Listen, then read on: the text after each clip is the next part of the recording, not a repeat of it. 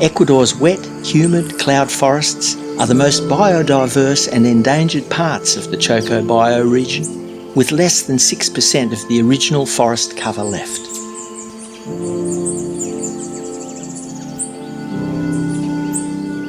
In just 1 hectare of primary or undisturbed cloud forest, around 400 tree species have been recorded, which is a relatively small number when compared to the dizzying array of fungi that grow here.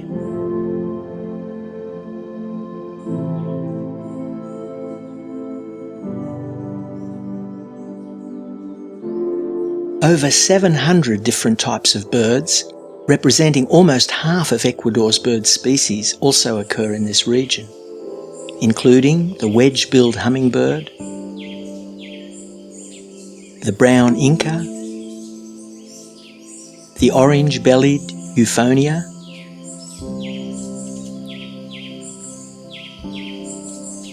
the brown-capped tyrannulet, the collared trogon, and the red-faced spinetail. An astonishing 50 bird species are found nowhere else on Earth, over half of which are threatened, including the Choco toucan, the toucan bardet, the violet-tailed sylph, the rare rose-faced parrot,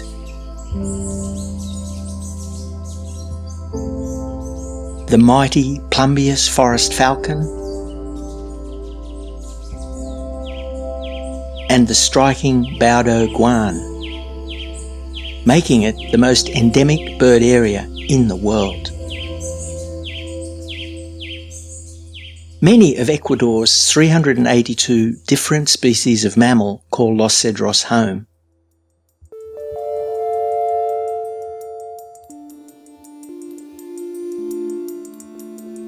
A great variety of reptile species also live here.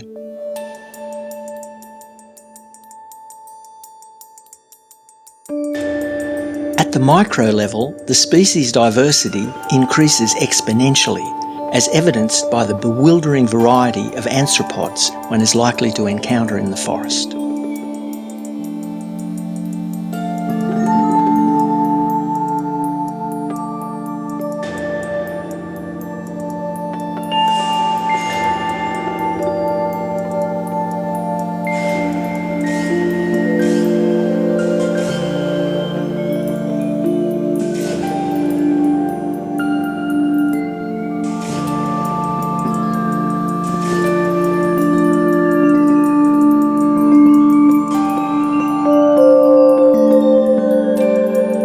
A British Museum expedition to the reserve in the early 1990s found 940 species of moths, many previously unknown to science.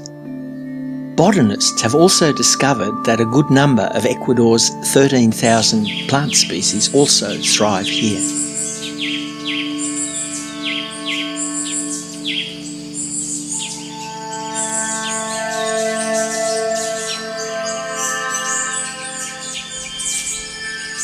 Reserva Los Cedros was established back in the late 80s, in part with seed funding from the Australian government and ongoing support from the Rainforest Information Centre.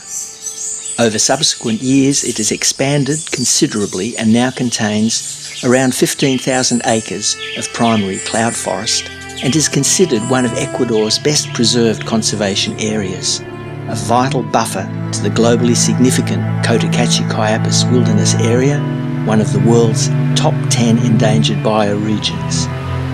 It is also the last intact catchment in western Ecuador, protecting the headwaters of 4 rivers, including the Los Cedros River, for which the reserve is named. Los Cedros has become an important refuge for a significant number of rare, vulnerable or threatened species, like the white-faced capuchin, the mantled howler monkey, the ocelot, margay, and the puma or mountain lion as it is otherwise known.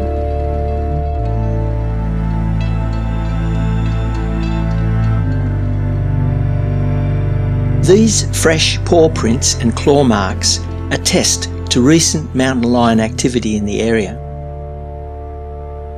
Several uncommon species also call Los Cedros home, like the rarely encountered western dwarf squirrel seen here feeding on tree sap,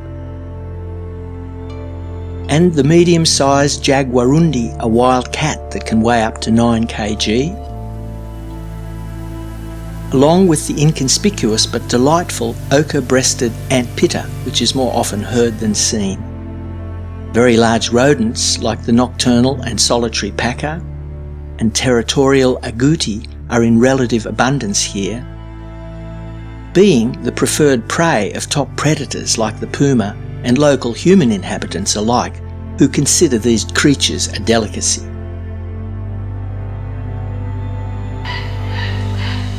The most significant inhabitants of Los Cedros are the brown-headed spider monkeys, which are among the world's rarest primates.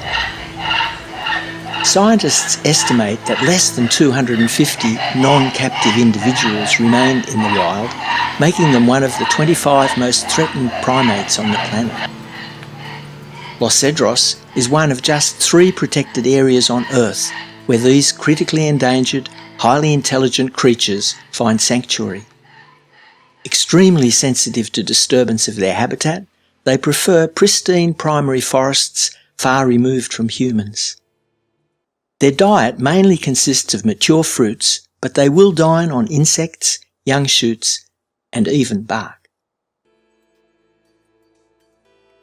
Normally timid and difficult to encounter, a small group of mature females are seen here defending their territory.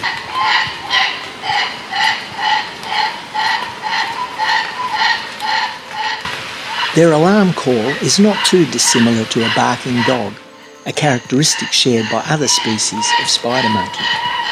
But unlike other spider monkeys, these primates reproduce very slowly, with females taking 7 to 9 years to have their first young and another 2 to 4 years breastfeeding.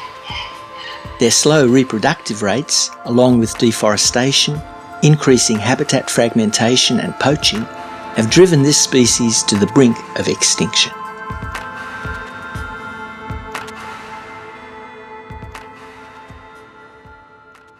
Nestled at the feet of the Andes lies the Los Cedros Research and Visitor Station. The station regularly hosts scientists, naturalists, visitors and volunteers from around the world. Mycologist Rue Vandergrift from the University of Oregon has been studying the fungal ecology of Los Cedros for the past few years. I'm kind of working on three different related projects. The first is just biodiversity. What species of my group of fungi, the Zaladiaceae, what do we have here, particularly in the genus Silaria? Second one is trying to sort out how they have sex. Nobody even knows. We don't know if these fungi have sex. Some fungi do, some fungi don't. These ones, they have an association with some flies that looks like pollination. You just watch what these flies do. It looks like flies. It looks like bees in a flower. They look like pollination. So trying to sort out, are the fungi having sex? The third thing is trying to sort out how these fungi are dispersing. These are fungi that eat dead wood, and yet you find them almost ubiquitously in living leaves. But pick a leaf, any leaf, healthy leaf, no fungus visible. I guarantee you this leaf has dozens, if not hundreds, of species of fungi living inside, beneath the cuticle, cryptically. You can't see them. And what I think is going on is that these fungi, they eat dead wood, they make mushrooms, fruiting bodies, on dead wood, and then the spores get into the leaves. Leaves fall a lot farther from their plants than spores do from their mushrooms. So it's a dispersal mechanism. Still working on it. Jury's still out. Is that actually what's going on? I think it is, but got to analyze the data.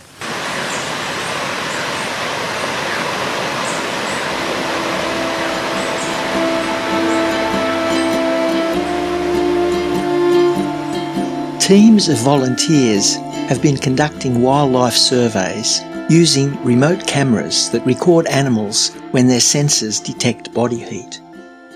Over 8 weeks, their remote cameras and scent baits have found a great variety of wildlife, including this prowling ocelot and significant keystone species like this large male puma seen here marking its territory on 2 different occasions.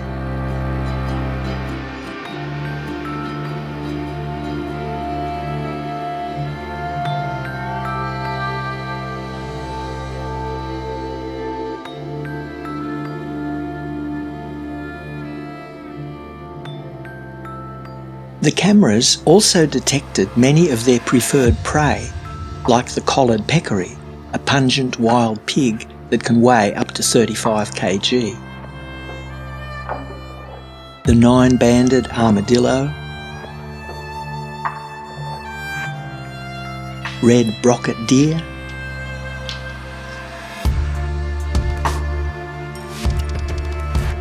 and the ubiquitous paca. Other wildlife detected have included birds like the rarely seen large ant pitta, bats, the much more common but seldom seen white-throated quail dove, and smaller ground mammals like this very rare southern naked-tail armadillo. Unlike the red-tailed squirrel and the common opossum, which are often encountered in the area, incredibly, even endangered spectacled bears were recorded. This uncommon carnivorous South American coati also visited the same camera site, possibly attracted to one of the scent baits.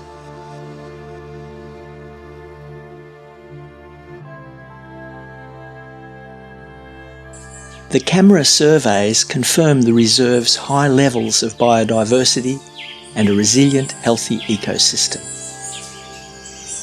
Los Cedros local guide, farmer, naturalist and station hand Fausto Lomas has gained an intimate knowledge of the reserve's numerous trails, plants and wildlife. Para mí es muy importante la reserva porque está tan intacta todavía, está bien conservada.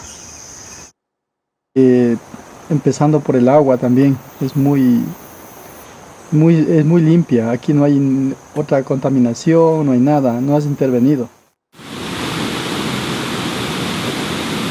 Pienso que deberíamos siempre conservarle, siempre mantenerle así como está, porque hay mucho biodiversidad. Mucha gente me gustaría que vengan a conocer este lugar.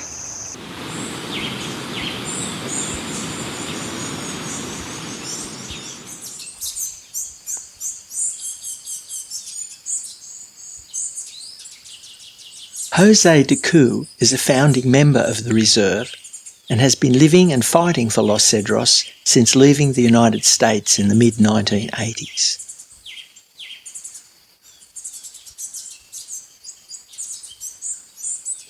The biggest problem I've faced since I've been working in conservation here in Ecuador has been the failure of successive governments to do anything about illegal logging. And the promotion, practically speaking, there's been just a blind eye turned towards all activity.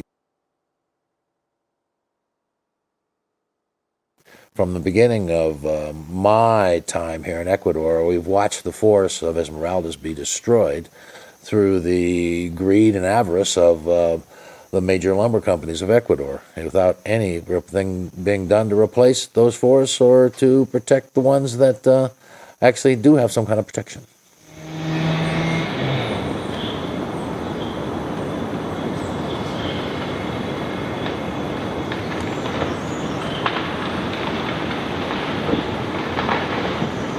Now that they finished off the forest in Esmeraldas, they're out in the Amazon.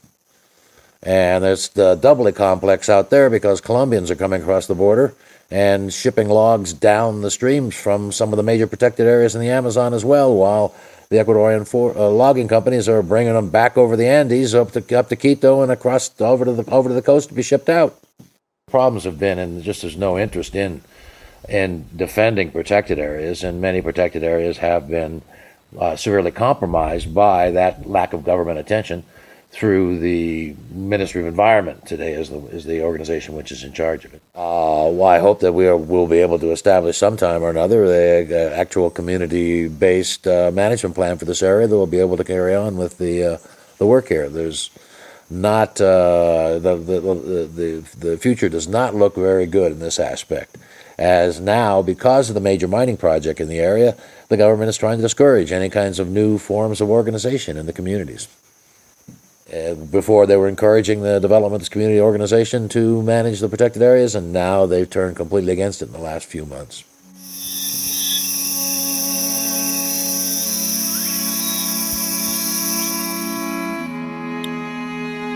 Unfortunately, even formerly protected areas like Los Cedros are not safe. The unlawful clearing of primary forests for pasture is now occurring inside the reserve's designated protective buffer area. The recent loss of forest cover has compromised sections of the trail network used by visitors and researchers alike. Despite laws prohibiting the logging of high elevation forests and protected areas, the fragmentation of Ecuador's remaining cloud forests continues unabated.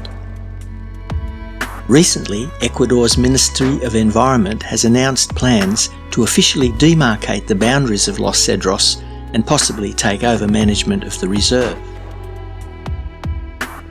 However, rampant illegal logging inside protected areas and the deforestation of high elevation forests continues unchecked.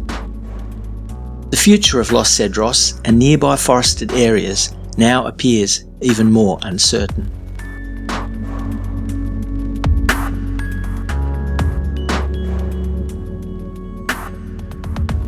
But there are local people as committed to the survival of Ecuador's unique cloud forests as there are seeking their destruction. The president of the nearby town of Chontal is working on alternatives to logging in the area.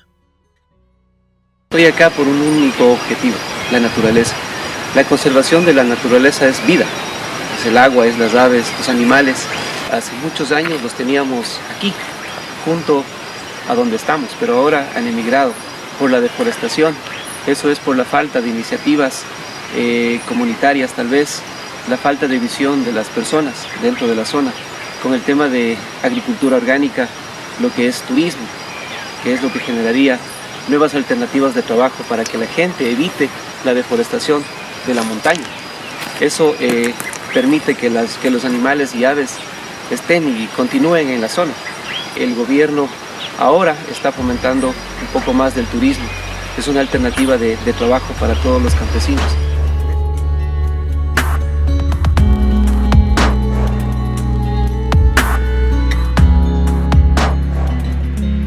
Local elder Antonio Romero is one of the pioneers of ecotourism in the district.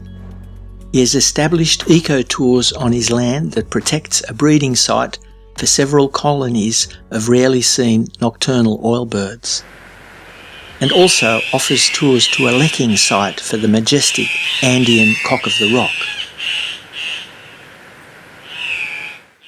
Aquí vivimos ya 52 años.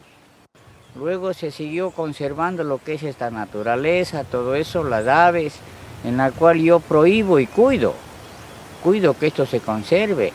Incluso ahí los cuyagos, todo eso, ahí nos hacen daño correctamente a las raíces que se siembran.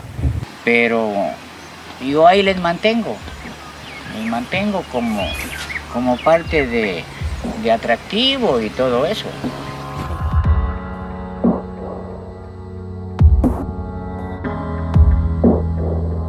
The survival of Los Cedros is precariously balanced. On one side are the forces of economic exploitation, and on the other, community-based conservation.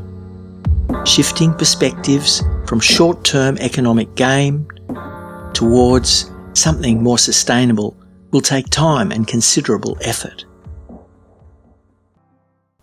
Friends, this is John Seed of the Rainforest Information Centre.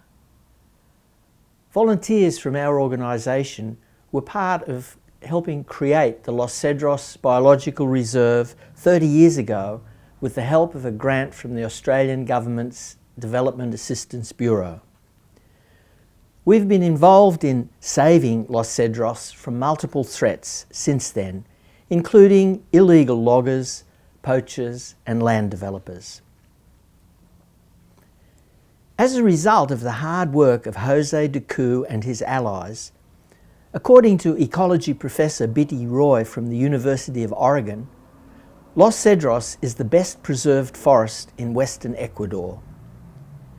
She is one of the many academics who have done extensive research on the biota of western Ecuador and Los Cedros in particular. However, we're now facing the most serious threat so far. A corrupt and illegal agreement has handed Los Cedros over to the Canadian mining company Cornerstone Resources. 23 international scientists have written a letter celebrating the biological splendour which is at stake here. Their letter begins. On June 14, 2016, the Canadian mining company Cornerstone Capital Resources Incorporated entered into a joint exploration agreement with Ecuador's state mining company ENAMI. As part of this agreement, a large swathe of pristine choco cloud forest has been put into a mining concession. Much of this forest was previously protected, including most of Los Cedros and all the Cordillera de la Plata. Together, these include some of the last major unlogged watersheds in all of western Ecuador, in one of the most biodiverse regions on Earth. Cloud forests like Los Cedros are becoming fewer and fewer.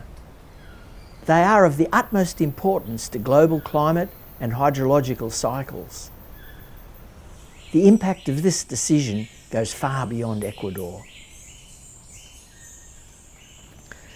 A report by Earth Economics clearly demonstrates that the ecosystem services of the region far exceed the potential revenues of mining. While global conservation importance is obviously key, we must also stress the overwhelming support of the local communities for Los Cedros and the other protected forests and watershed reserves in the region. It's now June in 2020. And we've just heard the most exciting news. As you've seen, in 2017, Ecuador's Environment Agency handed out mining permits for a third of Ecuador's protected forests, including a permit for gold mining in the Los Cedros Reserve. Los Cedros turned to the courts to fight this mining permit and won, much to the mining company's horror. The government, coordinating with the mining companies, appealed the decision. In 2020, during the appeal, the Constitutional Court chose to hear this case in order to set a precedent for the rights of nature, based on the protection of legally titled protected forests. This could not only protect the 4,800 hectares of Los Cedros, but all of the other 186 protected forests in Ecuador, totalling 2.3 million hectares. Many of the protected forests that are now endangered had been under the loving care of indigenous peoples. As Ecuador was the first nation to include the rights of nature in its constitution, it could now become the first to actually protect such a huge swathe of biodiversity based upon this constitutional innovation, and hence set an invaluable precedent worldwide.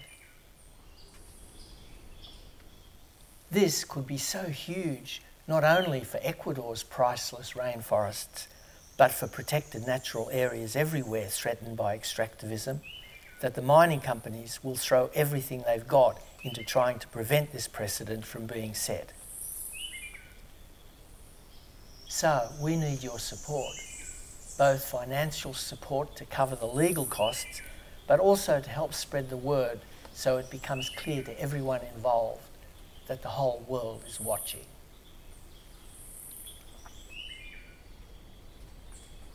The ultimate fate of these ecologically unique ancient forests will be decided by the actions of just one species.